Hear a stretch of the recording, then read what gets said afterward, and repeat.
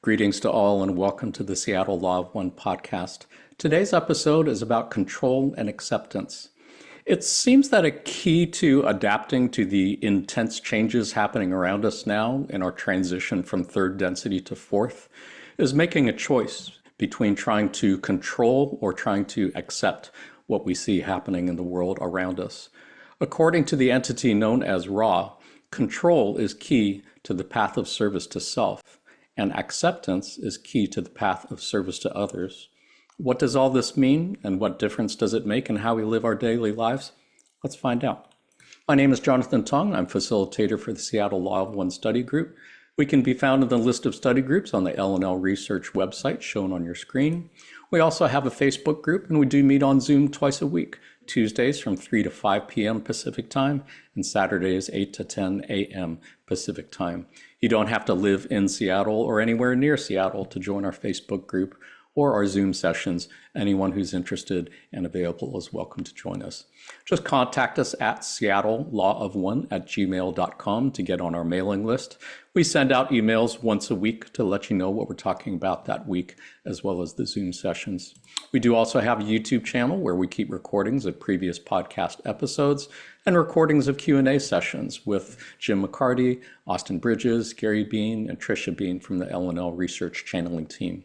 If you go to our YouTube channel and hit the subscribe button, you can get notifications when we upload new videos. And contact us at seattlelawofone@gmail.com if you'd like to sit in on any of our Q&A sessions. As mentioned, our topic for today is control and acceptance. Let's go ahead and meet our panelists. Panelists, go ahead, let our viewers know who you are and where you're calling from. Starting with Ashley.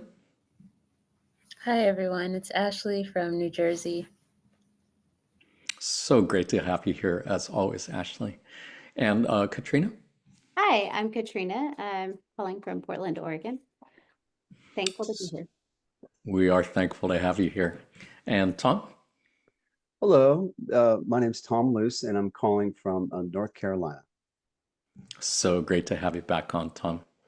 Did want to remind our viewers that none of us here are experts or authorities on the law of one or on control and acceptance in our own lives. We're all just normal people like you trying to figure this shit out and doing the best we can. Anything that we say could be wrong. You're welcome to agree or disagree with anything that any of us say. If you are already familiar with the Law of One and the entity known as Quo, you might want to skip ahead to the chapter on positive and negative paths. Otherwise, for those who are new to the Law of One, you can think of the Law of One as a set of spiritual teachings based on the understanding that all is one and that one thing is love. More or less everything else that we say today could be considered a variation of that statement. All of the reading passages that we're looking at today came to us through the process of channeling. You can think of channeling as a form of telepathic communication between humans and entities such as angelic beings, extraterrestrial beings, spirits of deceased, higher self, inner planes beings, etc. A channel basically serves as a mouthpiece for other entities to speak through. And in this case, those entities would appear to be of extraterrestrial origin. There are two types of channeling that have been developed by our friends at L&L Research. Trance channeling is when the channel is in a trance state, meaning they are subconscious or unconscious as if asleep, meaning they are not aware of what they are saying. This is how contact was made with the entity known as Ra back in the early 1980s. Conscious channeling is when the channel is in a conscious but deep meditative state, meaning they are somewhat aware of what words are coming out of their mouths. This is how contact was made with the entity known as Quo back in the mid-1980s up to present day. So who is Quo? You can think of Quo as a group entity made up of three social memory complexes: Ra at 6th density, Latui at 5th density, and Hatan at 4th density. You can think of a social memory complex as a planetary consciousness. It would be as if all of humanity, the entire human population of planet Earth, was merged into one single consciousness. You can think of densities as different levels of reality or different levels of consciousness. Imagine that the elements of earth, fire, water, and air have some primitive form of consciousness, as many indigenous cultures for centuries have said they do. We call that first density.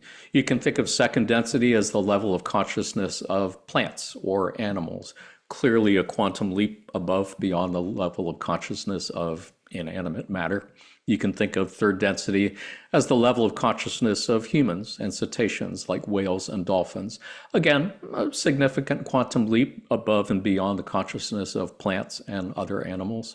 You can think of fourth density as the level of consciousness of social memory complexes. Again, it would be as if all of humanity was merged into one single consciousness, clearly a quantum leap above and beyond the consciousness of one individual human. You can think of fifth density as whatever is a comparable quantum leap beyond fourth density, and sixth density as whatever would be a comparable quantum leap above and beyond fifth density.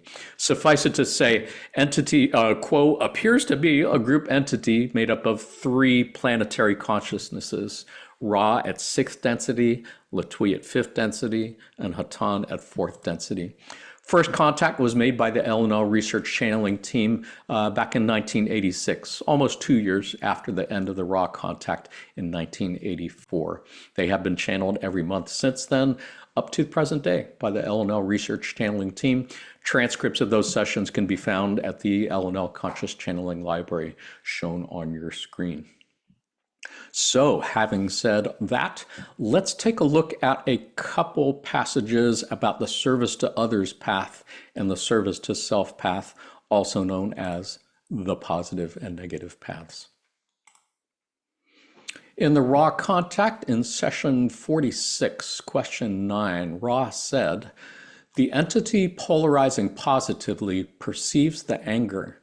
This entity, if using this catalyst mentally, blesses and loves this anger in itself. It then intensifies this anger consciously in mind alone until the folly of this red ray energy is perceived, not as folly in itself, but as energy subject to spiritual entropy due to the randomness of energy being used. Positive orientation then provides the will and faith to continue this mentally intense experience of letting the anger be understood, accepted, and integrated with the mind-body-spirit complex.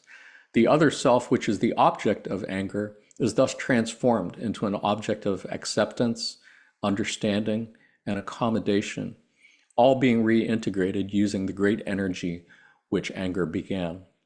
The negatively oriented mind-body-spirit complex will use this anger in a similarly conscious fashion, refusing to accept the undirected or random energy of anger, and instead, through will and faith, funneling this energy into a practical means of venting the negative aspect of this emotion so as to obtain control over other self and otherwise control the situation using anger. Control is the key to negatively polarized use of catalyst. Acceptance is the key to positively polarized use of catalyst." I find this super fascinating, and especially these days, I think as so many people can find so many things to be angry about. I think it's just important to look at, well, if you have chosen the service to others path, then acceptance of that and the anger and integrating and embracing it is key, as opposed to the service to self path, which is using that anger to control others and to gain more control for self. It just reminds me a lot of shadow work. If you're on the service to others path, it seems a key is to, rather than fight or be angry at what you perceive as your shadow self, but rather to love it and accept it, embrace it, and integrate it into who you are in order to be a complete being. That's my take on it. Ashley, any thoughts on anything here?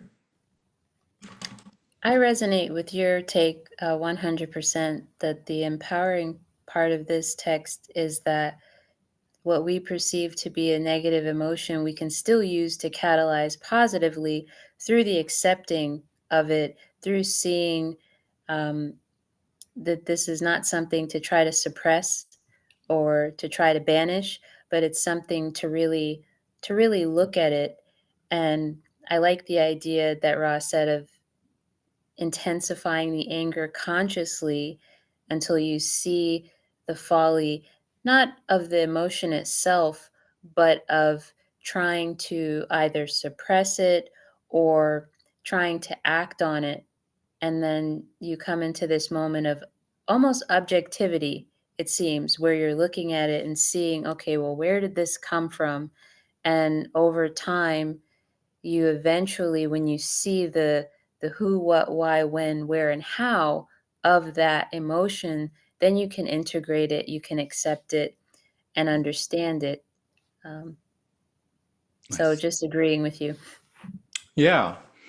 And that whole balancing exercise is something that I can't say I've ever been really good at in particular. Are you good at that, Ashley? Are you good at taking situations and like taking to their extreme positive or negative in your mind, imagination in order to find a balance? I don't really do it that way. Uh, I I have a different mode where I go to one of Ra's exercises where they said, uh, understand that the moment always contains love. So I would look at the situation that stimulated the anger as, oh, this is also love. And when I come from that place, I drop the defensiveness and the need to control the situation, and I become very still and observant, and I open my heart. And that's how I process. I don't exactly do this one, so the That's second. beautiful. And that way makes more sense to me. That way, I think, is probably one that I vibe with a little bit better. Thank you for sharing that. Katrina, any thoughts on anything here? Yes, I definitely resonated with what you said about it seeming like shadow work, and very similarly to Ashley when she says that she tries to look for the love of the situation.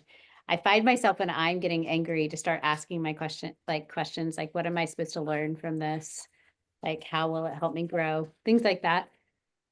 Because when I first started down the love one, I tried to do this, and I will say maybe I just was never letting myself get fully to the folly part, but I would just get so angry and it would just up and up and up, and I'm like, it just was never a positive experience. And like I said, maybe I just couldn't figure out how to bring it back, but I was never able to get to the folly point. It just went to seeing red, really, in a lot of ways. So I prefer to try to look at it as love. But lately, I've been trying to make sure that I'm not doing that in a way where I'm still trying to control the situation.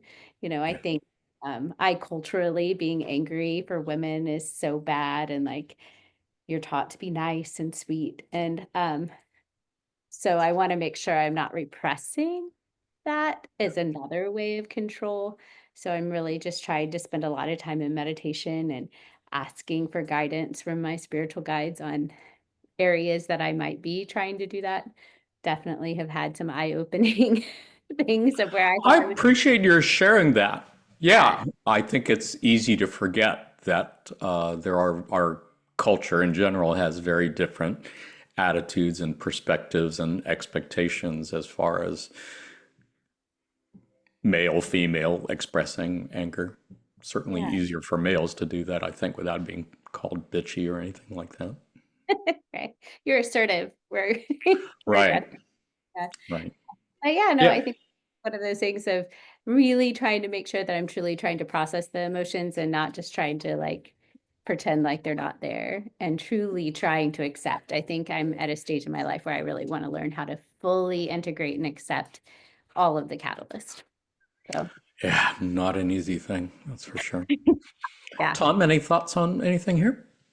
Well, I appreciate what Ashley and Katrina both said. I resonate with that as well. And for me, when I feel anger start to come over me, I recognize it more so than I used to in my life. And I try to understand um, why I'm angry, but mostly I try not to act. I try not to say anything because I know that state is not as the best place for me to do much communication. So and then so so I try to just get through that anger, and just like don't act, understand that I'm angry. But what I've found to be really useful, and where is when later in the day when I'll meditate, and let's say for instance I wasn't able to calm myself, and I say something that I wish I hadn't said.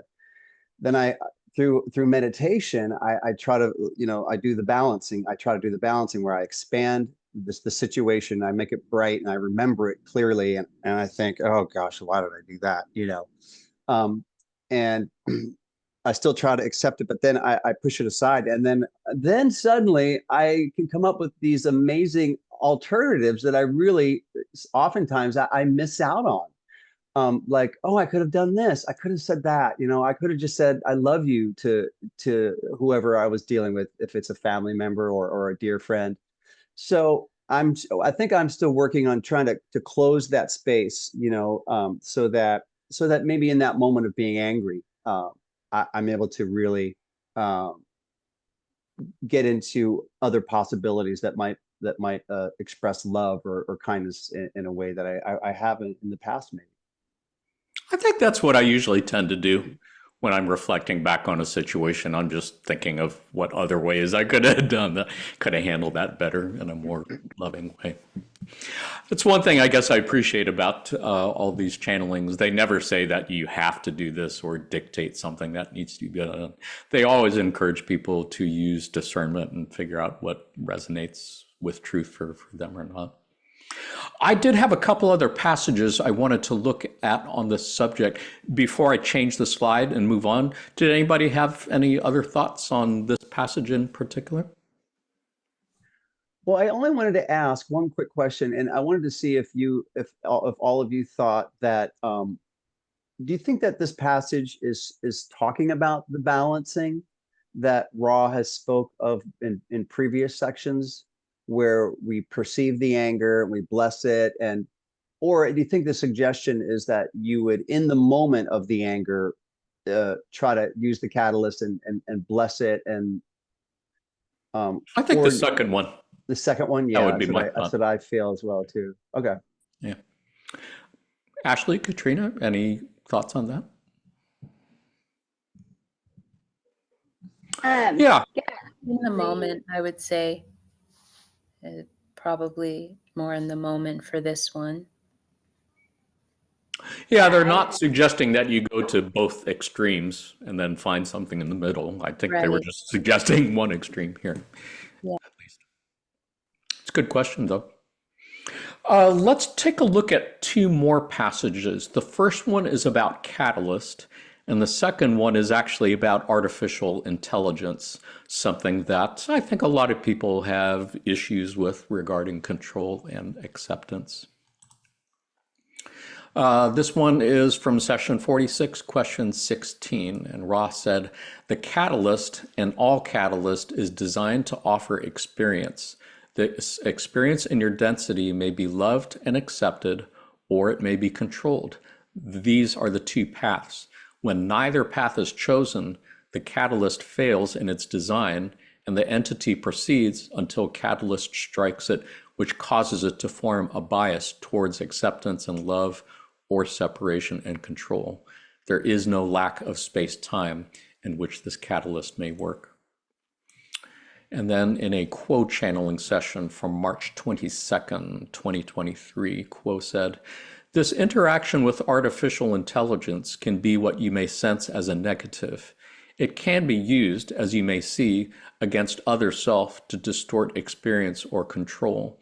And it may seem as though that potential is too large to ignore, and we would agree.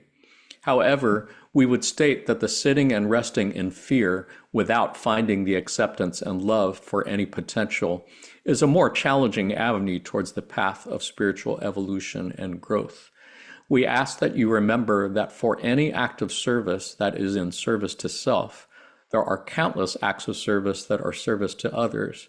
We do not ask you to be foolhardy or blind to the potentials, but merely ask that you recognize the hope, the great wealth of positively oriented energy on this planet, and that energy may better utilize this new means of expression, realizing that the gifts abound. I don't think these passages have anything to do with each other in particular. I was just trying to save space and put them together on one slide. But that first passage from the raw contact, I just find super fascinating because I don't think that would be something that would be particularly obvious to somebody. To have it pointed out this way, I think can be super helpful. As if I understand correctly, they're saying you're going to get catalysts that are going to kind of compel you to make a choice between loving and accepting something or separating and trying to control something. And if you don't make a choice for either of those paths, you're going to keep getting more intense catalysts until you do, in fact, make a choice between one or two of those things. And again, I find that super fascinating. That's not something that I think would have been obvious to me otherwise. Did you have any thoughts on that passage, Katrina, or the second one? Um, yeah, this is definitely one of those like knife to the heart passages when I first started reading it in the raw context, because control is just makes life seem orderly in a lot of ways, and it shows up in interesting ways. So it was definitely one of those things that I had to really look through and be like, well, what am I truly loving and accepting this catalyst, or am I just trying to convince myself that I am? My husband lost his job a year ago, and he was the main financial support in our family. And so it was a complete and total lifestyle change after 21 years of that and everything. And at first I was all on board and so excited. And then as the months went by, as I kept getting interviews and not getting a job, I kept going, maybe I'm not really accepting this the way that I should be. And we're at a point, thankfully, we've lived in our house for a very long time, so we have a lot of equity, but we're at the point where we're going to sell our house and make different choices. And I really am starting to see the beauty in everything that happened and truly trying to accept it, because it's going to finally give him this freedom that he hasn't had for such a long time, that I'm hoping this burden can be laid off of him. But it's just realizing how much I was trying to control by like leaving little checklists of things that he needed to get done during the day. And I mean, I can go back through almost any catalyst of my life and see how I always started out with control and then had to be like, wait, Katrina, this isn't working. You gotta accept it. Yeah, you gotta love it. You gotta learn from it. How will I be better from it? Yeah, and I appreciate your sharing that personal story. I'm sure there are so many people who have been laid off or lost their jobs in the last few months. And yeah, that's got to be just really, really, really challenging and really scary in a lot of ways, and definitely a challenge between accepting or trying to control it. Tom, any thoughts on anything here?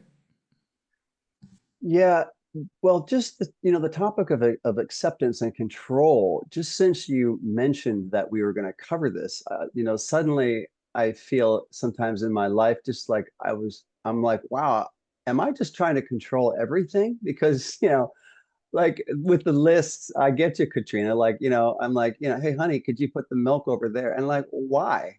So I'm trying to further myself down the acceptance path uh, quicker, as I've stated before. But I think it's interesting just with the artificial intelligence conversation here, or discussion or the passage, sorry, that it's another opportunity when we talk about artificial intelligence, just like we talk about a lot of other things, where if we look for the love, if we consider the positive side of things, it really is can be a fulfilling thought. It can be a loving experience, or maybe I should say a fearless experience. Whereas with artificial intelligence, if I think that it's only going to be used to manipulate and control people, then then that creates a certain feeling in me, versus saying, hey, it's that, and let's not be foolish to think it's not that, but let's also remember, that it's also, like so many other things, it's also being used for positive reasons. It's being used to share love. It's being used to help people. And that's a nice balance for me, and this passage really reminds me that I can focus on that. Yeah, well said. Man, I agree 100% with everything. Ashley, anything to add? I'm in resonance with you, Tom, and how you are understanding that the concept of AI, there is that duality it has, and yes, we can sit in, I like the word sitting and resting in fear, that that is an option, but it limits our ability to move forward. So we can also hold on to the hope that, and it is evident that's also being used for positive. And I sound like a broken record. I say this all the time, where attention goes, energy flows. So I think there's power in us, as you said, attaching our energy and our hearts to the positive side of AI and what it can be, because it's just like humanity. Some people say we're nothing good. Look at what all we've done to Gaia and the things we've created throughout our existence. But humanity also has some amazing and wonderful attributes and is capable of so much love. And I hold on to that. And that keeps me moving forward in evolution. And Katrina, I can definitely resonate with receiving Catalyst and getting to this point where you want to mold it and control it, or just like stop it. But then you get to that point, at least I have, where thankfully, in retrospect, the Catalyst has knocked me into submission, because there's just no way to control it. And what I find is that it's easier to enter the mode of acceptance when I step out on faith. We're supported by so much. We're the one infinite creator, and the one infinite creator is all around us in different forms. So the acceptance is easy for me when I have faith that everything is working for my highest good, even if it doesn't seem like the catalyst is positive. I know and I have the faith. And when I have faith, then I can accept. Nice. Ashley, your audio was very distorted. I think I could make out the words you were saying, but it sounded kind of like a robot voice. There was some pretty heavy distortion. Maybe check your audio settings or Wi-Fi settings, and we will certainly come back to you and double check on that. In the meantime, yeah, appreciate all the different perspectives shared on this. There was so much to unpack here and so many different ways to look at it. And I always appreciate hearing different perspectives from panelists. Did want to take a look at some passages on self-control. Did anybody have any other thoughts wanted to share on this screen before I change the screen and change topics? That's good. So let's take a look at a couple passages on self-control. In session 52 of the Raw Contact in question 7, Ra said, "It is paramount that it be understood that it is not desirable or helpful to the growth of the understanding, may we say, of an entity by itself to control thought processes or impulses, except where they may result in actions not consonant with the law of one. Control may seem to be a shortcut to discipline, peace, and illumination. However, this very control potentiates and necessitates the further incarnative experience in order to balance this control or repression of that self, which is perfect. Instead, we appreciate and recommend the use of your second verb in regard to the use of the will. Acceptance of self, forgiveness of self, and the direction of the will. This is the path towards the disciplined personality. Your faculty of will is that which is powerful within you as co-creator. You cannot ascribe to this faculty too much importance, thus it must be carefully used and directed in service to others for those upon the positively oriented path." I have read this passage over and reread it many times, and I always have a question about that first paragraph, this first part. And panelists, I would love to hear your thoughts on it. In that first paragraph, starting with the part that I've got in blue, where Ross says, it's not desirable or helpful to the growth of the understanding, may we say, of an entity by itself to control thought processes or impulses, except where they may result in actions not consonant with the law of one. It seems to me like what they really meant to say, or what might be more accurate to say, would be except where they may result in actions not consonant with the service to others path, if that is the path chosen. Because it seems that like literally anything could be consonant with the law of one, because I mean everything is one, so I'm pretty sure everything is fair game to be consonant with the law of one. But on the other hand, if you're thinking of murdering somebody and you've chosen the service to others path, then it's okay to think about it as long as you're not actually doing it. Whereas if you're on the service to self path, murdering somebody probably would not be not consonant with the service to self path. So I'm wondering if that wording is perhaps could be better stated. What do you think, Tom? Any thoughts on that? That's an interesting paragraph, yeah. And really the whole concept of self-control, right? Which normally self-control meant to me in the past.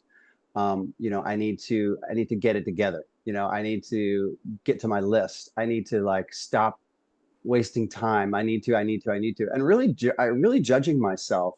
Now, the other way I was looking at it, just for a moment, when I was reading this in the car, before this podcast, was, you know, control in the negative sense. Well, we talk about control, right, as maybe a negative quality to some degree for that choice of polarity.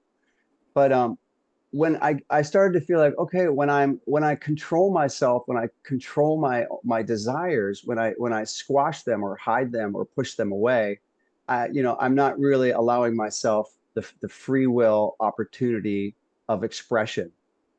And with that being said, I struck up a conversation with my wife in the car, and she said, "Well, give me an example." And none of the examples were really good, because you start to make sense of this. You start saying, "Well, okay, let's say I was somebody that wanted to have an affair." I'm like, "Okay, let's not use that one." Well, it's somebody I wanted to murder. Well, let's not use that one. So really, it was like none of the examples were good. But I ended up saying this example. I said, "Well, let's say I was someone who wanted to live on a deserted island. Like that's what I really want to do. But I have a commitment to the family, and a commitment to you, and to my job. So that kind of work, but it's really interesting. I think the main point of this passage for me is, is to accept myself against. It's really the opposite side of control. To accept myself, to accept my thoughts, my desires, and then use really my free will to act on the things that I choose to be important. And I'm not sure if it's said here, did it get to the imagination part yet? No, I think that's in another passage. We'll wait on that. But I think, yeah, just to accept these thoughts, accept the desires, and forgive myself if I feel that, it's not an appropriate this or that. Right. So yeah, but I'm still working on this one. So I'm curious what other people think as well. Yeah, me too. What do you think, Ashley? Any thoughts on this? How's my sound? Oh, it Good. sounds good. Much better. Okay. Um, I agree with you, Jonathan. There, rather than the actions not being consonant with the law of one, it would be you circumventing any actions that would compromise your choice. So, as you said, if it's service to others, then if what you're doing is going to compromise the polarity that you chose and the evolutionary track that you chose to be on, then you would circumvent that behavior, or reevaluate whatever action you were going to take.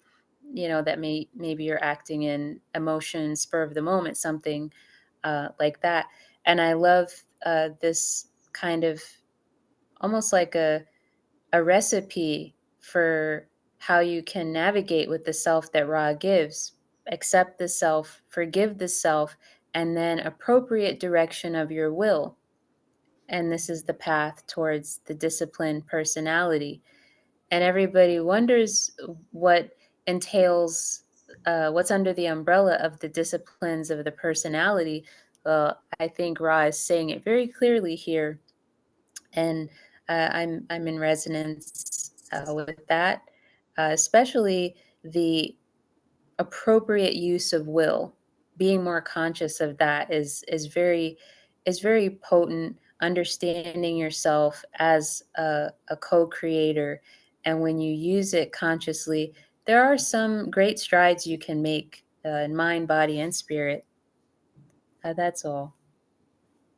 Beautiful. Yeah, thank you for sharing that. Yeah, I guess violating free will is something that comes to mind. If you're thinking of doing something that would violate the free will of someone else, then it's okay to think it as long as you're not doing it if you're on the service to others path. On the other hand, if you're on the service to self path, then violating someone else's free will is very much part of the service to self path. So don't see how that would be a problem. But it does have to do with your depolarizing yourself on whichever path you've chosen, I would think. Katrina, any thoughts?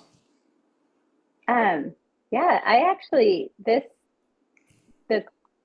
paragraph that has the control may seem to be a shortcut to discipline, I actually used to have printed out and on my mirror, and I had the highlighted of that self, which is perfect, just to remind, myself that we are the creation, and like we are from the infinite creator, and that we are perfect.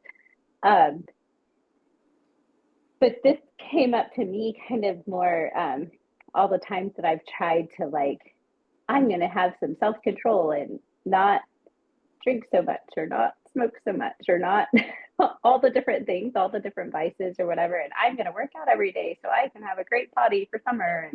And which there's so many other aspects of control, but like that's where it was like such a blatant example to me of, well, but it's self-control. That's what you're supposed to have when everybody tells you.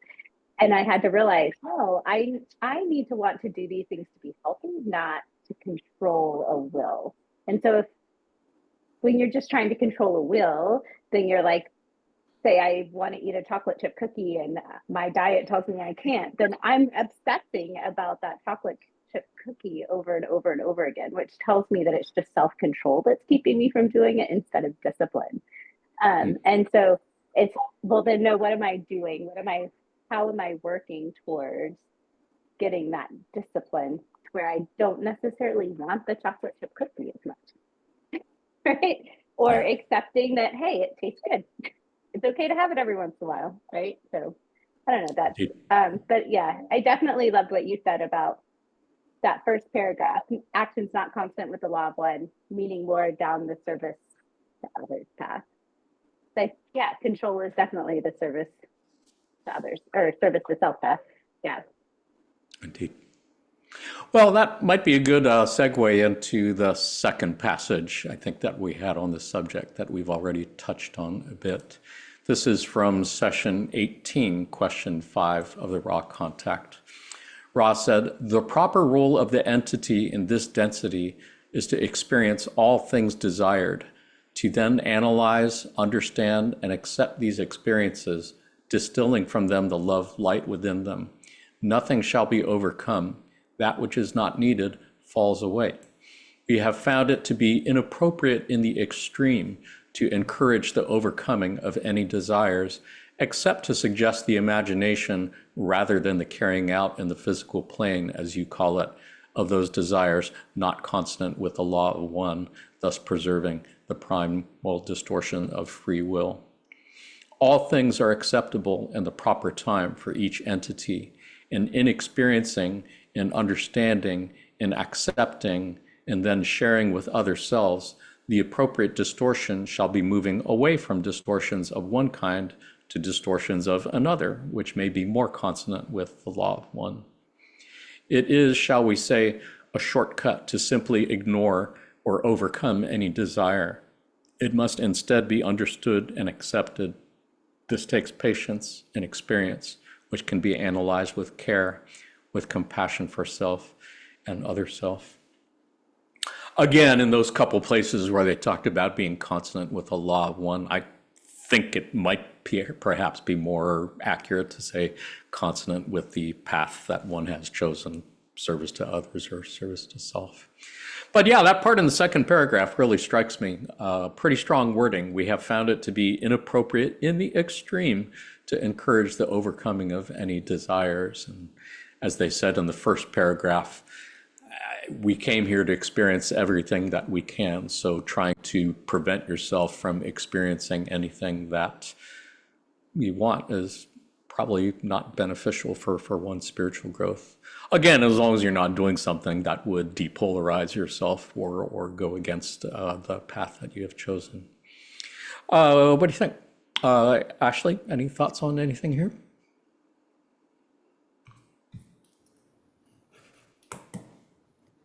I really like that Ra is encouraging us to experience all the things that are desired and to not try to overcome or repress those desires, but to work with them and understand them and express them as long as they're not violating the polarity that we chose.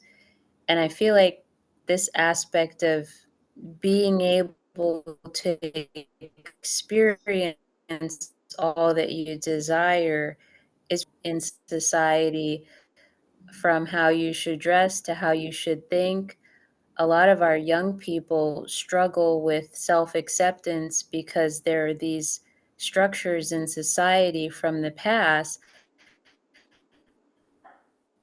that have limited what is appropriate to be desired or to be expressed.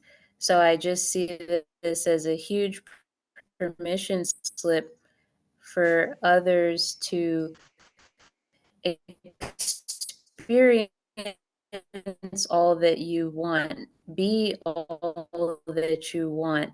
This is the process. This is what you came here to do. Don't hide what's in your heart.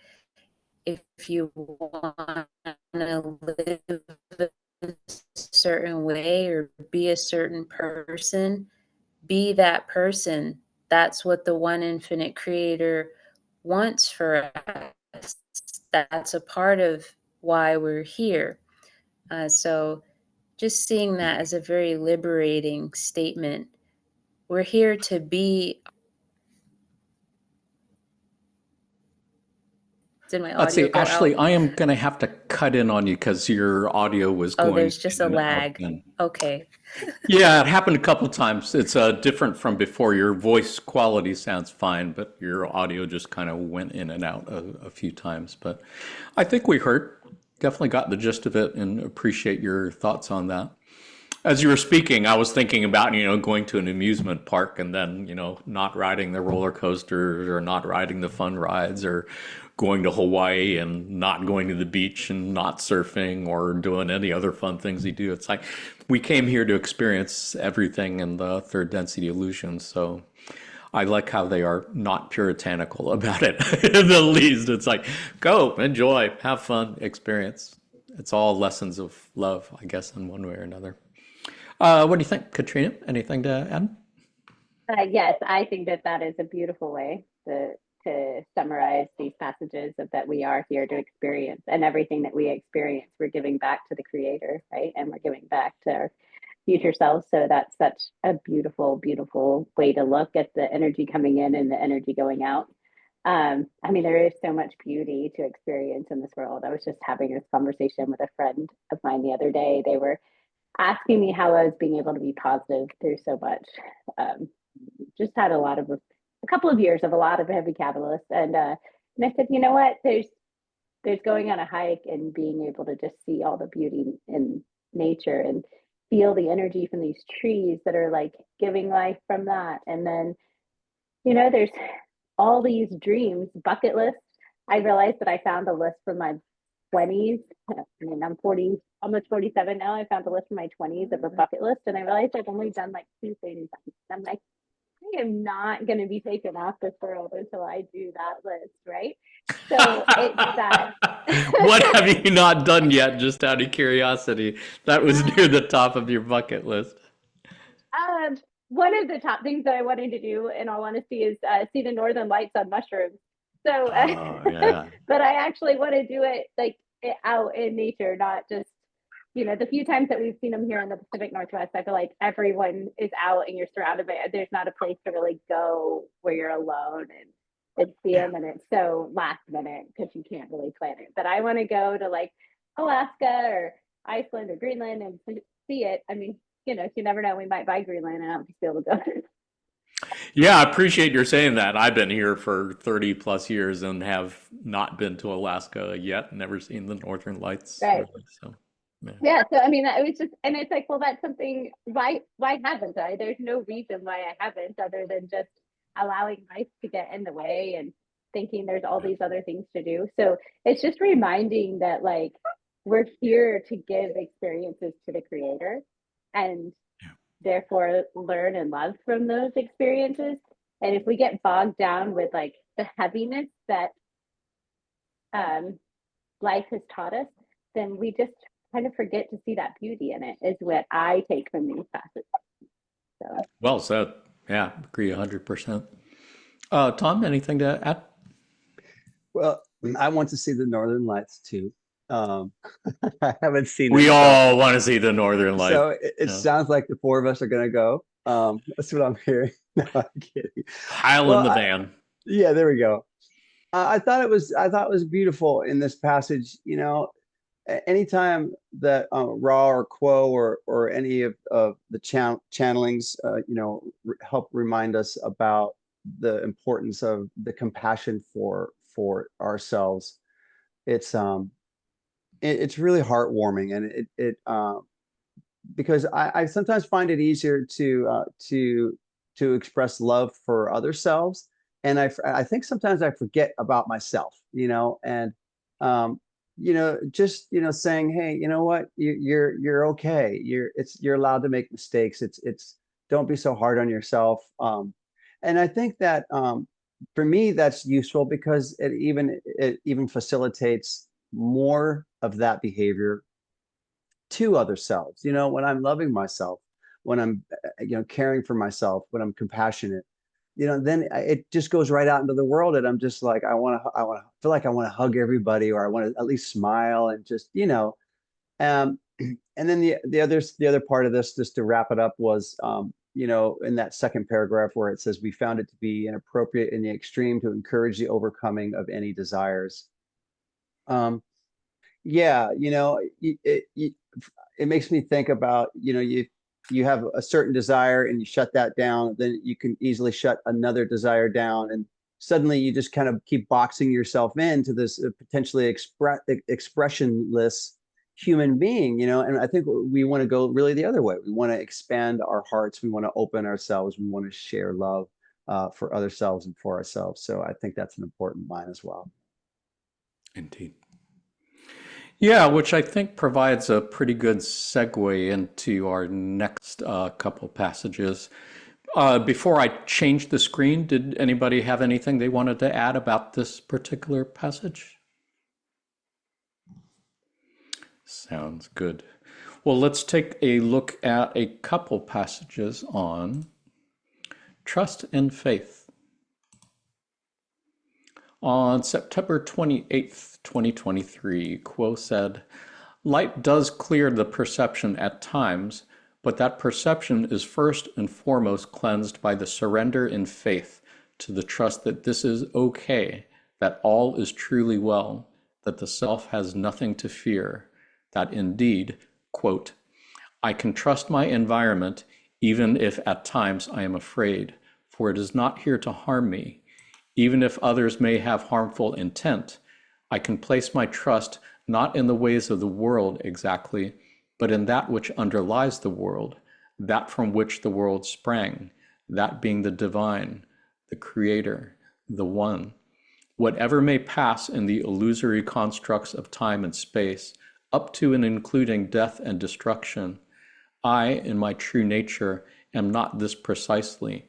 I am that which sees, that which witnesses, that which is untouched by the passing images of life and death, of drama and pain.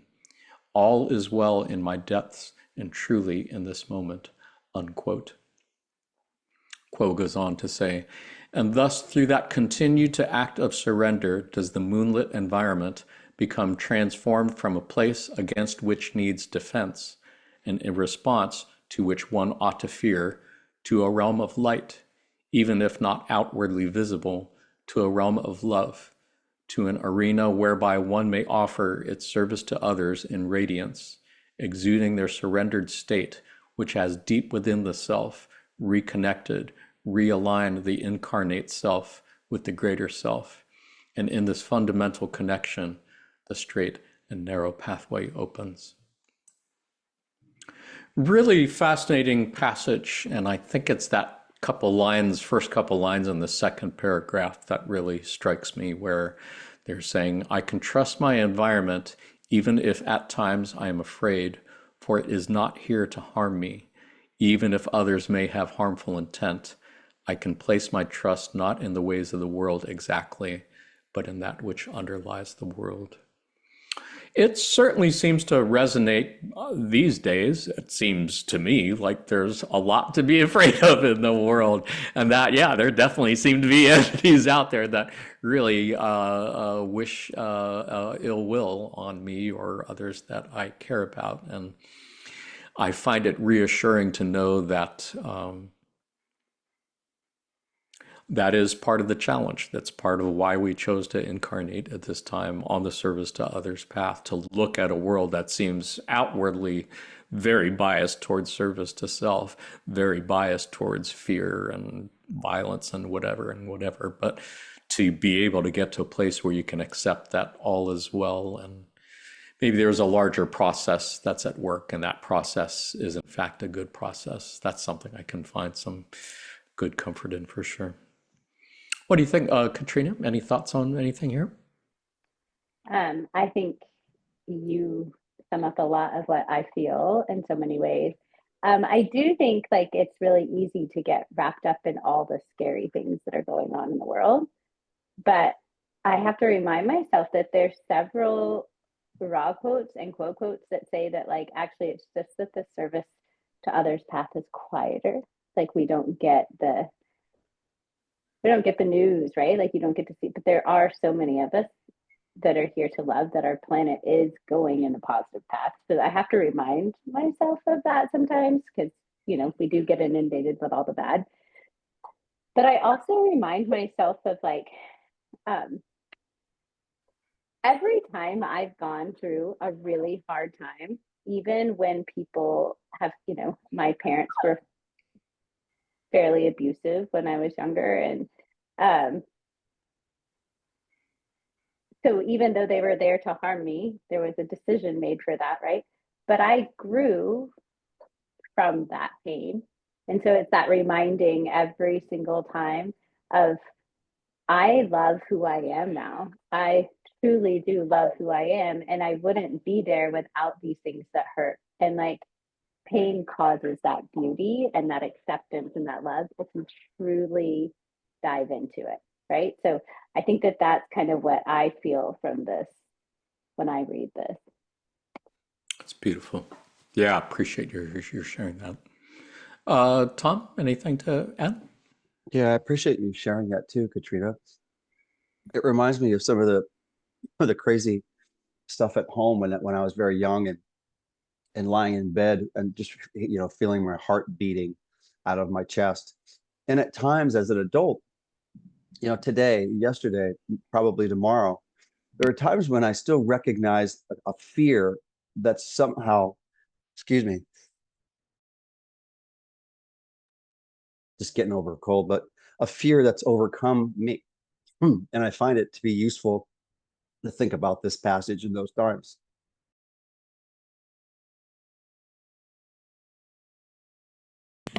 You gonna be okay there, big guy?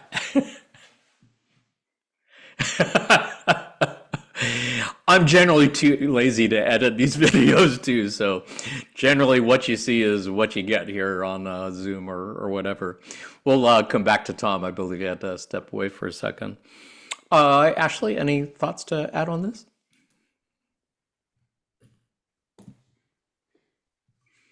Let's see. Ashley, not hearing you at this point. Is your mic on? It's but oh no. Heard a little bit there. Keep Oh talking. no. Well, I just wanted to say thank you to Katrina for sharing your testimony of uh, just it comes down to the faith. It sounds like what we're talking about is having faith that all will be well, and definitely the media is doesn't its purpose isn't to fill us with positivity or hope. And I wouldn't even say that the positive is quieter. It's just not given an outlet that's as mainstream. If you can tweak your algorithm, you'll find some amazing things going on this planet. And I think the sign of the STS paradigm being more vocal and more outrageous is because it senses and sees how strong the STO and the light is on this planet. So it's trying everything it can to scrape away attention because it's sinking. It, it's not, things didn't go the way they planned. So definitely that's a positive. And faith 100% is so important to this, like faith in the one infinite creator, faith that we're loved. If you have faith that you're loved and taken care of, then everything kind of falls into place. So that's how I relate to it. Faith is really important. Yeah, and for folks who are new to the law of one, it's probably worth noting that the word faith comes up a lot in channeling transcripts, and they usually define faith as the understanding that all is well and all will be well. That's pretty much it, which probably a little bit different from the definition that's been used in Christianity or other established religions. But I think they said at some point, it's not a matter of allowing yourself to believe that all is well. It's allowing yourself to realize that all is well, and it always has been. You just weren't aware of it or not. Yeah, not there. Speaking of not there, I believe our friend Tom is back. Tom, did you want to finish the train of thoughts that you had, or anything come to mind on this passage here? Yeah. The only other thing I wanted to say is, that middle paragraph is beautiful, because, standing in a place of fear is a lot different, and creates a lot different interaction with other selves, versus really standing in a place of love and remembering that all is well, and that our environment is, even if it doesn't appear to be, is, at least in the undercurrent, is a place of love and support. And when, for me, when I'm in that mindset and I stand on that foundation, my actions are very different than if I've allowed fear to sort of penetrate me. So yeah, thank you. Well said. Yeah, and I appreciate what Ashley said about the media. I think it would be fair to say that the entities that control our social, our political, economic, and media systems are pretty service to self. And yes, they have a very clear agenda, and that is not promoting positivity and hope and unity. That really is keeping us in a perpetual state of fear and division. So I think there was a passage somewhere before where they likened it to a radar. A radar just picks up blips that show up in response to the little beeps that it sends out. But there's a lot out there in the sky that the radar is not picking up because it's not really programmed to do that. And as I think Ashley was alluding to, there's so many beautiful, positive things happening around that just don't get reported in media because that's not really their agenda. So appreciate that. I think I had another passage on trust and faith, another couple passages. Did anybody have any thoughts to share on this screen before I change the screen? I just wanted to add that it's really potent to tune into the fact that our environment and that it's supporting us and that it's not out to get us. Like for me, my reality opens up so much and I see so much kindness in unexpected ways when I drop down the defenses and the concept that someone's out to get me, someone doesn't like me, they think this about me, or just, yeah, when you drop down those walls and those expectations of negativity from your environment, you open up kindness and love to come in so many different ways. That's all. Yeah, beautifully said. Beautifully said. Let's take a look at another couple passages, shall we? First one is from November 10th, 2007, and Quo said here, as the spirit grows in maturity, it becomes more able to see through the illusion of suffering. It becomes more able to penetrate the devices and desires of its own surface being, to see the patterns of learning that lie within those surface movements of the emotions and the reactions of the mind and the body. It does not become more in control of what occurs within life. Rather, it becomes unafraid of not being in control. And this is grace. When all about one is pressured and stressful, and yet there is that within the heart that remembers the true nature of the self, then that spirit is in a state of grace and may maximize its learning and its service within third density. And on November 21st, 2023, Quo said, it, for the positive entity, can be a practice to keep the heart always open and alive and accepting, always beginning with acceptance. Even if the other self is indeed seeking to deceive and manipulate the self, the positive polarity always begins with acceptance, accepting in its heart the nature of the other self, whatever their negatively oriented outward activities, releasing resistance in the trust and the faith that in the limitations and imperfections of this particular situation is an emanation of the divine light distorted in various degrees. Really beautiful passages that seem to go together really nicely. And there was that part in the second paragraph there that really struck me where they say, it does not become more in control of what occurs within life. Rather, it becomes unafraid of not being in control. And yeah, that's certainly been a big challenge for me. I have often felt like I kind of need to be in control of what's going on. And being unafraid of not being in control has been for sure a big lesson for me many times in my life and still continues to be. And certainly looking at, the political landscape, a lot of it really is a matter of being able to accept of just not being in control and not being able to control anything that happens and trusting in the larger process, I suppose. Tom, any thoughts on anything here? Well, I think you called out an important, or at least a significant line for me as well. Excuse me, where he says, unafraid of not being in control. So then there again is the word fear, right? Unafraid, and the word control. And it's almost, to me, it means, when we release the fear, then we may potentially also release the desire for control, and what we're left with is acceptance and love, and put into a state of grace, as it's kind of outlined here. And it's really a beautiful passage, and I appreciate you choosing it. And I'm with you. I have a lot of it almost, like I said when we started, it almost seems as though I want to control things in even the littlest of ways at times. And so, but I find that my life is it feels the most precious. Like it feels like I'm standing in the most light when I'm in a place uh, of just of love, and that real feeling of, well, all is well, all will be well.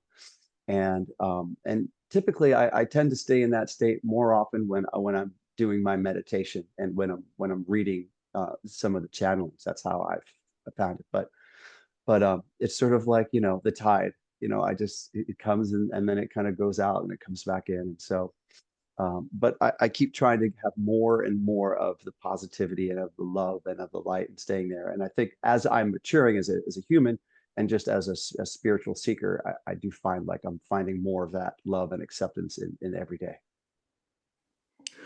Do you mind if I ask you a little bit about how this applies to your musical career? Because our viewers probably don't know that you had a pretty, what could be considered successful, you have had a successful career as a professional musician. And Yeah. I would think that's been a big part of your journey, both as an artist and as a spiritual seeker, learning how to find what you can control and what you cannot control and need to accept. Would you mind sharing a little bit of your personal story with our viewers in that Yeah, I mean, respect?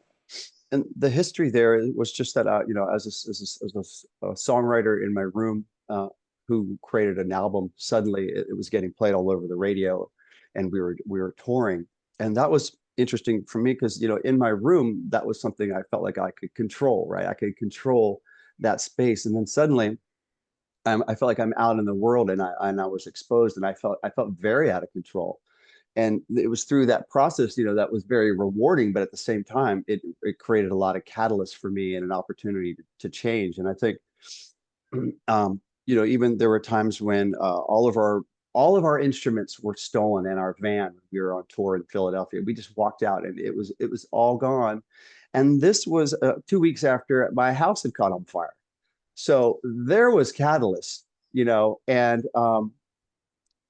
I didn't know the law of one then. I didn't know it, but somehow there was something about what I did know that aligns to the teachings and what I've learned from this. And I say, oh, I get it. It all makes a lot more sense now. And so, um, and now, again, it just keeps happening. So then after a while, I really couldn't support my family just doing that when we started to have kids. So I had to kind of let go of being a musician and get a different job.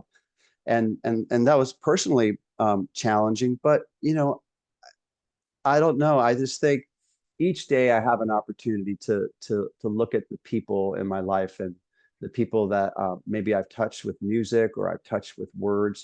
Just like we're caring for each other here, and that's really the important thing. That's really the blessing. That's really what matters to me. Um, and so, not that the music career wasn't important, it's just what was important wasn't necessarily the music. It was really just meeting the people and just like we're doing today, the conversations and the sharing and the growing. And I just think there's opportunities in everything for all of us to be able to experience those special moments. So yeah. Thank you so much for sharing that. Do you think, in looking at it now with a little bit of a hindsight, you can see how this was something that you had pre-incarnatively planned in order to learn all these lessons that you've learned? Yeah, I do believe that. Yep. And yeah, even the trauma in my childhood, the hardship that I went through there, I don't know how it was compared to other people's hardship, but I think I did choose those things. And yeah, looking back on my life, with the knowledge that I've gained from reading the channelings and what I've learned through conversations like this, I see things a lot clearer and I understand things a lot better. But still with a lot to learn, learning every minute here. Yeah. Well, it's so beautiful. I'm really glad that we can learn together and teach each other along the way. Ashley, any thoughts to add on anything here?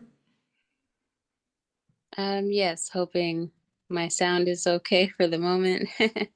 Thank you for sharing, Tom, your testimony. And I like the part of the passage where you highlighted, Jonathan, seeing the patterns. Like I have seen that in my life, like over the years. When I experience Catalyst, I can detect what it may be teaching me. And so if it's something that stimulates a feeling of hurt, then I know that I'm being called to revisit similar experiences I've had in my life where the same theme has come up, whether it's abandonment, whether it's feeling like you're not uh, being valued or like your beingness isn't being respected. And so over time, the amount of catalytic reactions that happen has actually shortened because I'm aware of what's coming through. Okay, I'm being called to step more into patience, or I'm being called to step more into compassion. And so that's just kind of a, mm, for anyone still wondering, like, does the catalyst ever get less intense? It does once you're able to see the pattern, and you are able to see the pattern with time, because every catalyst is calling for something from you. Every catalyst is calling for something from you. And the last part that stood out to me was accepting in its heart the nature of the other self, whatever their negatively oriented outward activities. It's very easy to see someone as just what they say or just what they're doing. And it's kind of hard to overlook when it's negative. But I just see that inside of you is still the one infinite creator. Inside of you is a heart that's capable of loving just as much as I'm capable of loving. And when I look at them from that lens and see them not from the outward exterior, but from the interior of who they really are, then it's easier to not write them off. It's easier for me to have compassion and understanding. That's all. Yeah, that is so beautifully said. And it is just another reminder that all is one, and that other self that you see as being really hard to accept is in fact the one infinite creator, and behind another mask, and another you behind another mask. And yeah, that definitely changes everything. Still makes it hard to accept. I certainly still can think of any number of people that I have a hard time accepting for those reasons. But I think, like you said, the more you practice these kind of things, then the better and the more natural it comes. Anything to add, Katrina? I mean, that was also beautiful, Tom. Yes, thank you for sharing so much about your history and your past. And thank you for the music that you did bring into the world, because music is such a form of love. And Ashley, yeah, you just have such an amazing way of being able to bring love into almost every conversation I've ever heard you have. It's beautiful. I just love it. Because I was writing down, it seems like every time control is mentioned, it can almost be interchanged with fear.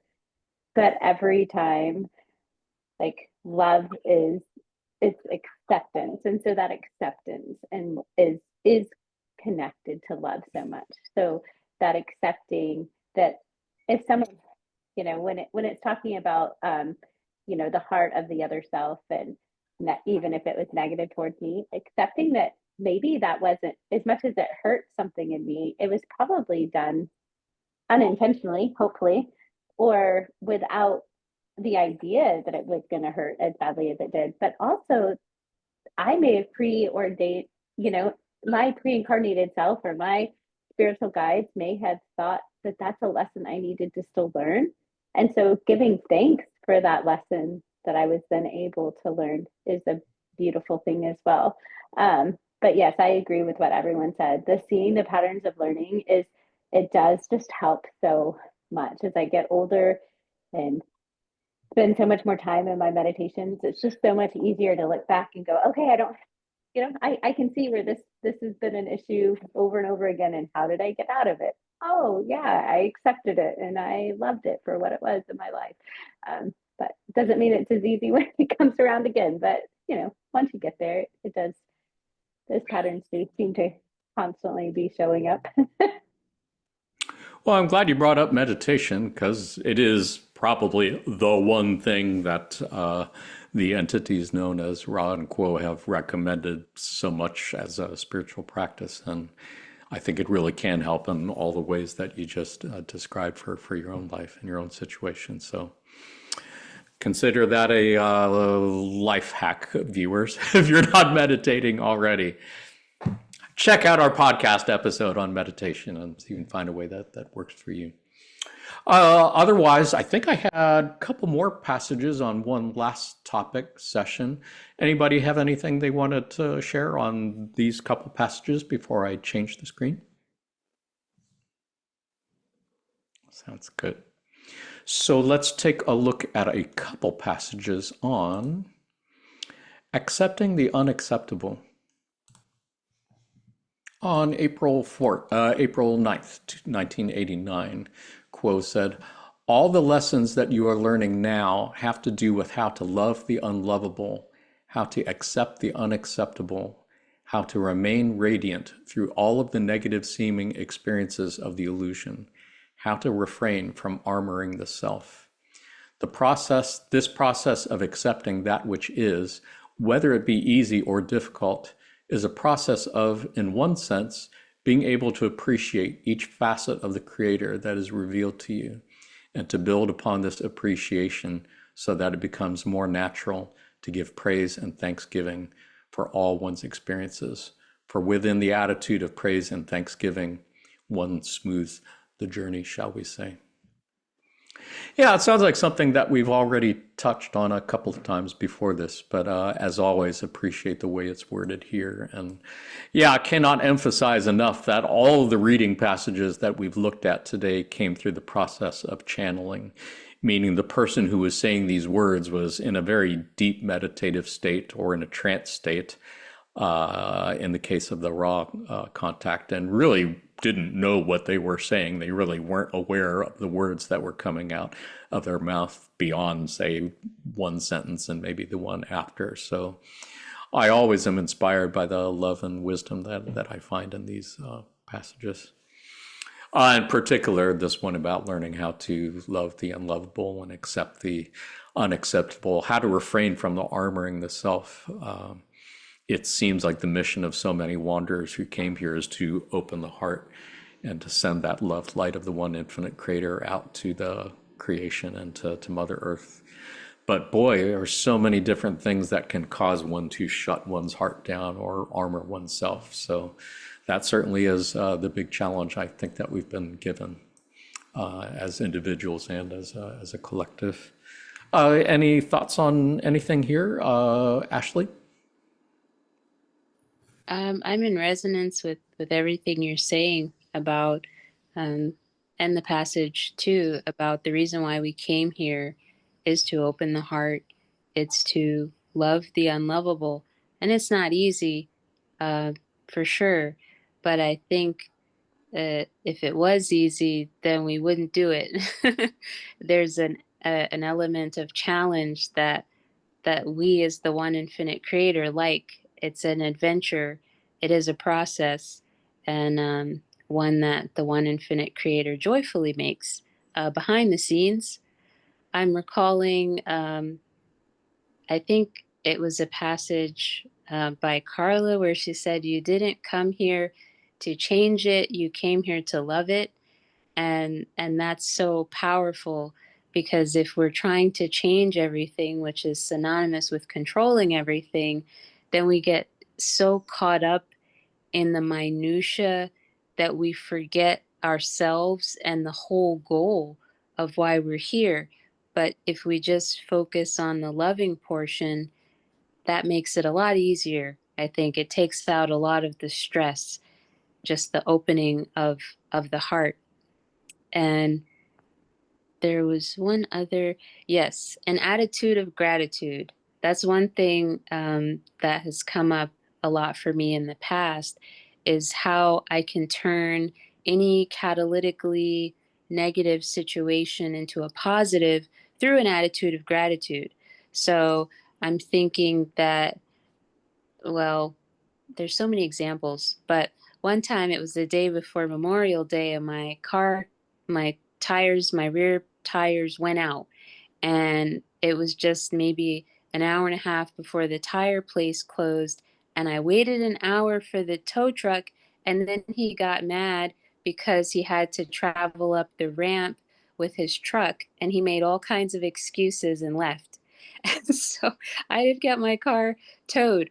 What I did was I risked it and rode to the parking lot next door, and I ended up parking by this tree, and I waited for another one. And I really could have been mad.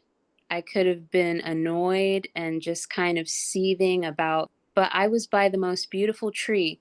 And I tuned into the attitude of gratitude. And I'm like, well, it's a blue sky.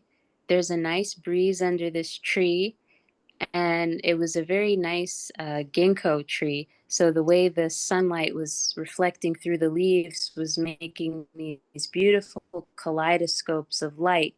So I had one timeline where I could have been seething and angry for an hour, but instead I was just sitting in my car with the windows down, enjoying the breeze and watching a light show on the tree.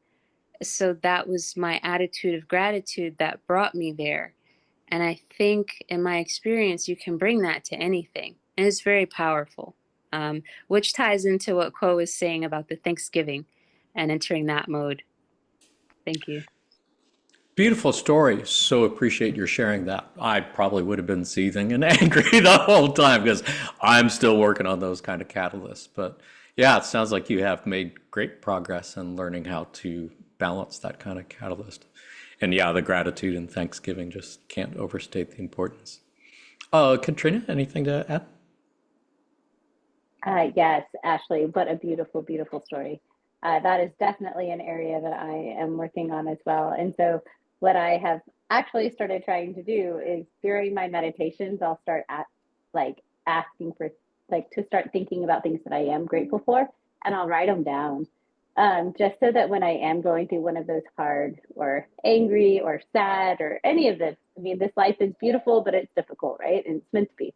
Um, and so I have that journal now. And so when I'm going through something hard, I can go back, oh, wait, no, these really are the things to be grateful for. Like there is so much beauty. And so if, yeah, I'm not as great in the moment of being able to do that. But if I can at least, if I have my little notes and I have my list, then maybe I can do that. But yeah, I think I love this. My favorite part in this is learning learning now have to do with how to love the unlovable, how to accept the unacceptable. That is the lesson I'm having to try to remind myself all the time of. I'm always like, how can someone do that? I don't understand how someone could hurt someone that way, or how could, um, and I'm just having to just be like, this, maybe there was a lesson be learned in this. And I don't have to know what that lesson is to just know and trust the creator in this experience. I'm not saying I'm fully there, but it is that beauty of loving the unlovable. Isn't that why we were here? Because we're all the creator. So yeah, I think I love that is what spoke the most to me. Yeah, and it's a good reminder that we have been told many times that the law of one blinks not at the light or the dark, and that both the service to self path and the service to others path are both considered equally valid ways to the creator. And it's a really difficult thing oftentimes for service to others folks to accept that apparently good and evil are both okay with the creator. And that, yeah, those entities we see as service to self doing horrific, terrible, hurtful things to others, they are another facet of the creator, to quote the second paragraph there. That is also the creator learning about all the possibilities of light and dark. And it's part of our challenge, I think, to accept that, like everything else we've talked about. Tom, anything to add? That's a good point. And that's a huge challenge for me too. When you get into some of those negative, polarized activities that occur, that's a hard one for me, but I just try to stand on love. And just wanted to quickly just say, yes, Ashley and Katrina and Jonathan, the Thanksgiving, um, and praise attitude has just always saved me from feelings of despair or complaining or upsetness, and I think I really can do it at any. I can even just say it right now. Like, what am I grateful for? And I'm looking at the four of us here, and I'm like, wow, this is amazing. And suddenly you just feel a state change. You just feel like love in your heart. So I am with you on that one for sure. That is a great thing, a great tool. It's a great concept. It's a great attitude. Yeah, appreciate your sharing that. And that goes back to something somebody said earlier about looking for the love in every moment and finding the love in every moment, even if it is perhaps a fairly distorted form of love. Still good. I think we had one more passage to look at. Anybody have anything else to say about these couple before I change the screen? Sounds good. I have, I think, another passage from that September 17th, 1989 session. And here Quo said, "This new direction is that movement which has been planned, shall we say, pre-incarnatively, and which offers to the entity the opportunity for releasing certain abilities, services, and opportunities to grow that would not be possible without the biases and distortions that were first seen as unacceptable. That they are eventually seen is the hope that was born at the time of the incarnation, so that these signposts, shall we say, would eventually lead the seeker in a manner which will yield the enhancement, the widening, the enrichment of not only the perceptions, but of the small self which moves toward a union with the greater self." Really beautiful passage. Again, it's one that I've gone back and read and reread dozens of times because I do find it super inspiring and super helpful to look at everything that I see happening in the world right now that never would have happened 10, 20, 30, 40 years ago in my lifetime, and seeing these things as 100% unacceptable and crazy fucked up.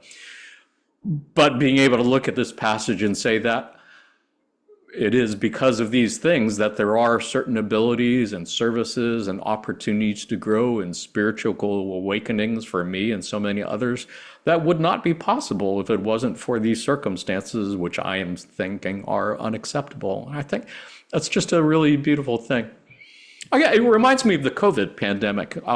Like so many other people, I'm relatively new to the law of one, and I only discovered it during a COVID pandemic about 5 years ago. So, and I've heard that from so many other people as well, that there was something about that time that was a huge catalyst for their spiritual growth, in spite of how negative it might have seemed otherwise. So, really appreciate this perspective on it. Katrina, any thoughts on this? Such a beautiful way to look at it. I yeah, with it does seem like whenever there's this group catalyst, this group, this mass tragedy, there's always a good that comes from it. So it's reminding yourself of that positive. I can't remember who said look for the helpers, right? Like you look for when you have these mass tragedies, look for the people who are helping, and that'll show you the love. It's Mr. Rogers, I think. Yeah. Maybe I remember that. Yeah. But this also brings up to me, it's talking about that was born at the time of incarnation, and and yields like the smaller self and everything. And it just reminds me of that connection that I had so much when my children were babies, where it didn't feel like there was even once they were born, they still felt connected to me in such a way that, that was just so instinctual. And I try to remind myself that we are that connected to every other self, right? Like it was instinctual and it was hormonal and it was this beautiful life that had grown inside of me that gave me that union with the greater self with them. But But if we truly open our hearts and we truly go to it, that's the union that we can have with everyone, right? We can be that connected. And so it's just having to remind myself to be able to do that for people that I don't necessarily agree with, or that hurt me, or do those things. But um, that's part of that acceptance and faith, and just choosing, understanding that we're all on this path to learn something, and different people have different things to learn. So it's going to be different pains and hurts along the way. But For yeah, sure. it's a beautiful world. Yeah, it is. It Yeah. is. I just keep having to remind myself again that It's hard. there I is have a to do it larger every day. process. Maybe up close things seem pretty Yeah. bad and I will negative, say but where pulled I back, work, yeah, there's a larger process happening, and it's a good yeah, process. where I work, it's like almost every day I will walk in to say, to be like, did you see the news? And I'm like, I know, and I don't know if I want to hear it anymore. Yeah. For sure. Tom, anything to add? Just amazing how it's described and how it all works, with the pre-incarnative decisions and plans and the signposts.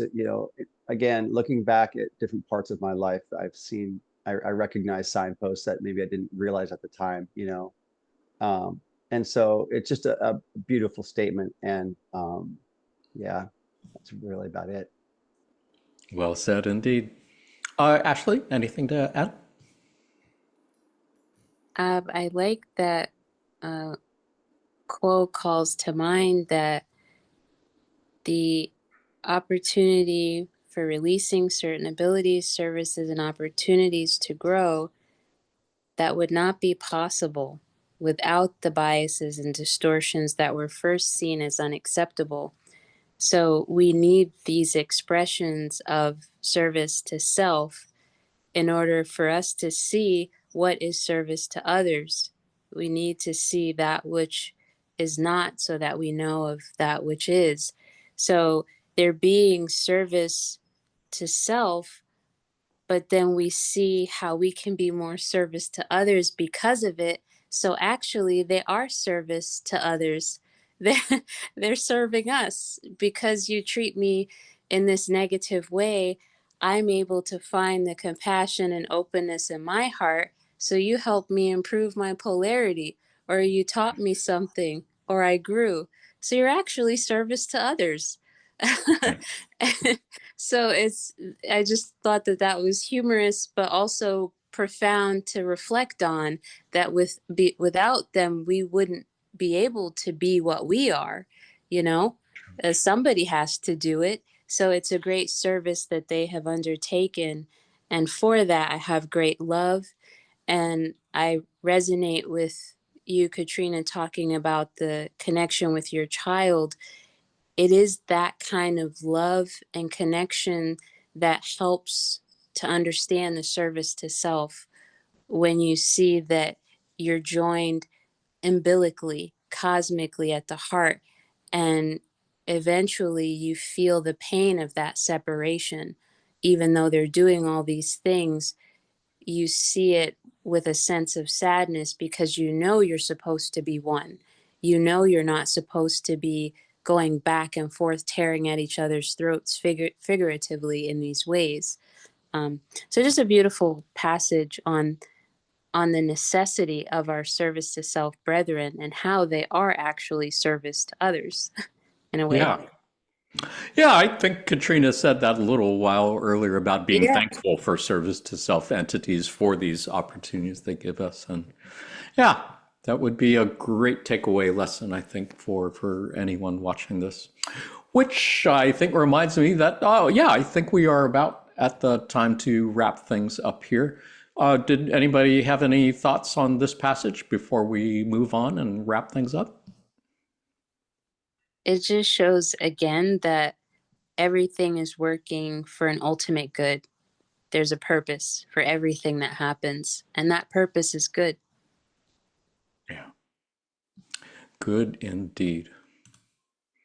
So where do we go from here? What are some good takeaway lessons from this discussion we've had today? A couple of things perhaps to consider. One, If you didn't realize this, then yes, to know that acceptance really is key to the service to others path. So if that is the path you have chosen, then learning to accept the unacceptable and everything else is probably very helpful.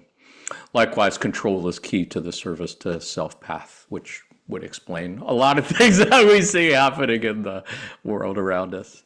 And if you can remember that accepting means trust and faith that all is well and all will be well. Super helpful for me. Letting go of the need to control, accepting what you cannot control, certainly something that can be helpful. Appreciating the facet of the creator shown by all other selves, including the ones that you find most distasteful or repugnant. And lastly, things that we consider unacceptable could indeed be seen as opportunities for growth that would not otherwise be possible. And to be thankful for that, to have an attitude of gratitude, certainly a good thing to remember. Any takeaway lessons of your own or last thoughts, reflections like to share, Tom? No, just I really enjoyed hearing from everyone, and when we talked together, this it's so inspiring, and I appreciate, Jonathan, the choices that you made for us to cover tonight. Um, I'll continue to think about those beyond our time here tonight. So thank you.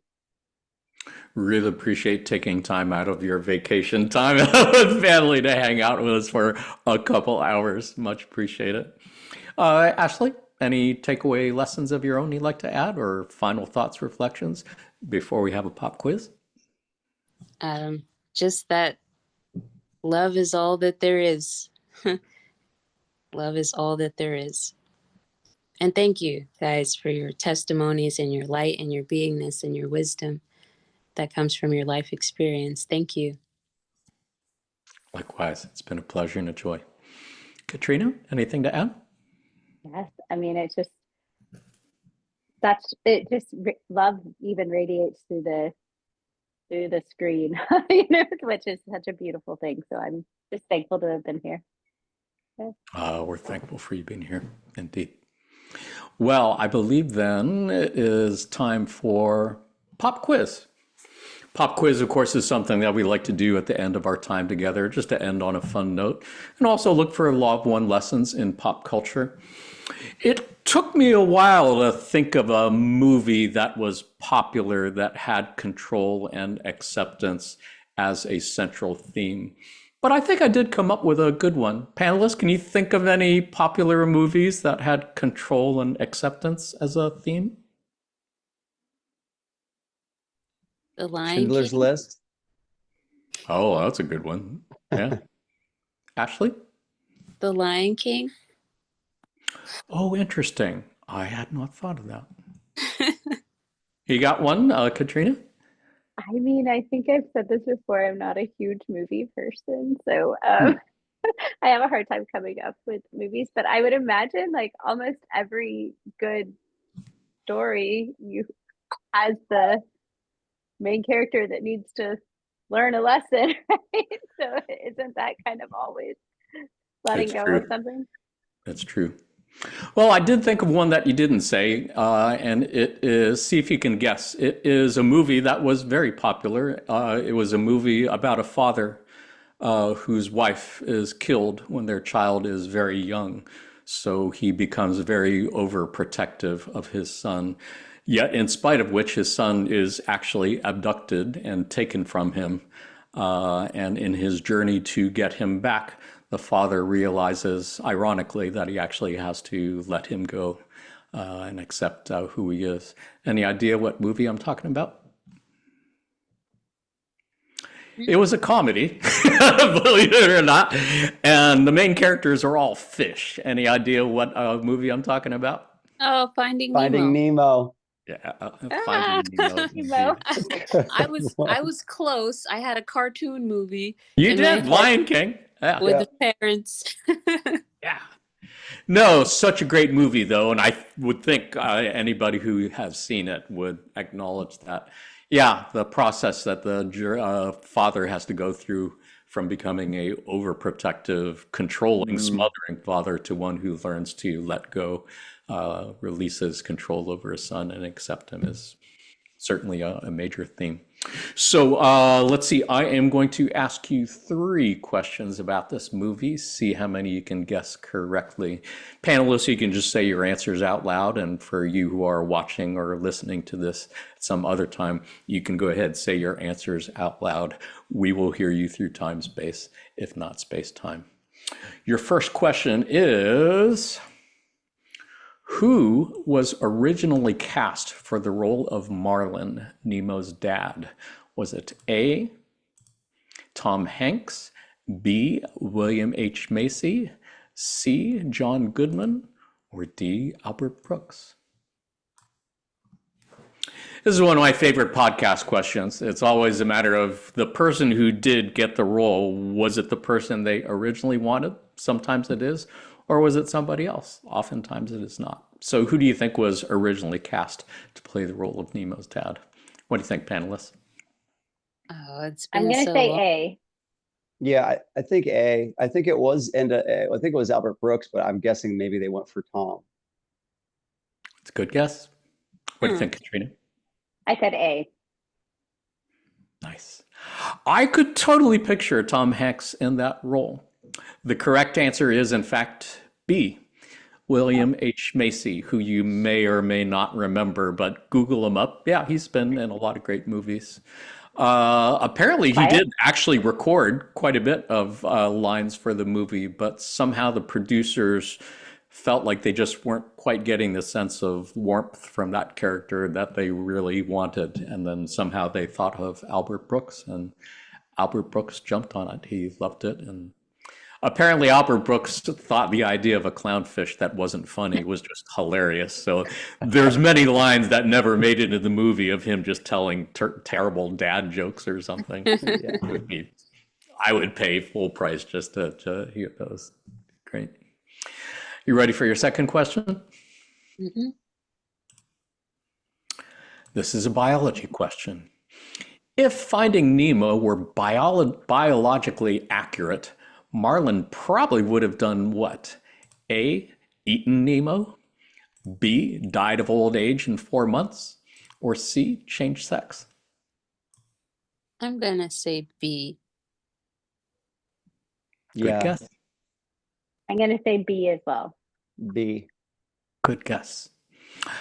I don't in fact know how long clownfish usually live, but the correct answer is in fact change sex. Clownfish are one of a few animals that are known to be what we would call transgender. They do actually live in groups in a sea anemone, and the dominant fish and the largest is the breeding female, and the number 2 is the smaller breeding male, and the rest of the fish are undifferentiated or asexual, or I'm not sure what you would say. But if for whatever reason the female dies, then somehow, and nobody quite knows how it happens, the breeding male just changes into a female, and then the next in line becomes the breeding male, and so on. And so on. Wow. Incredible. Yeah, if you didn't learn anything else today, you learned that, there's transgender fish, clownfish, yeah. Meaning Nemo's dad would have been Nemo's mom by the end of the movie. Yeah, for sure. It would have been a totally different movie. Wow. Great. Can we teach that to some people? Yeah, for sure. Next time Finding Nemo comes up in a conversation, you can drop that little bit of knowledge on your friends and impress them. How about your last question? In the original script, the character of Dory was what?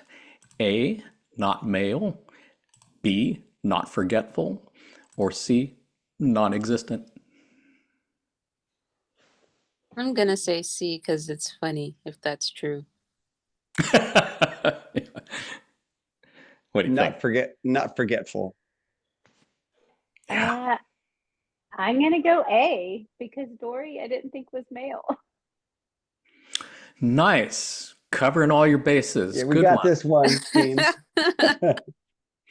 Although the answer could be none of the above, the way these things Yes. usually go. But no, as it turns out, not male. In the original script, that character was supposed to be a male. But at some point, the director, Andrew Stanton, saw Ellen DeGeneres on her sitcom and just thought she had the perfect personality to be that character, which is pretty cool. Which is pretty cool. Also worth noting, of course, in case you didn't know this, that, yeah, Ellen DeGeneres was the first person to publicly come out as openly gay lead character in a popular American network TV show. That was back in 1997, and I think she has had a few problems since then. There have been more than a few people who came out and publicly talked about the toxic environment, apparently, that she created on her talk show, but it does not change anything in terms of how she helped a lot of people, I think, to gain acceptance from our public and for the LGBTQ community, for which we are thankful. Panelists, it has been wonderful. Any last closing thoughts before we say goodbye?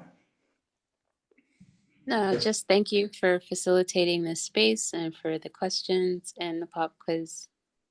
Thank you for your labors of love. It's fun. I love every minute of it, and I'll take any chance to hang out with you guys. For all our panelists, I want to thank you for all you've done and continue to do in service to others, and to all our friends at L&L Research.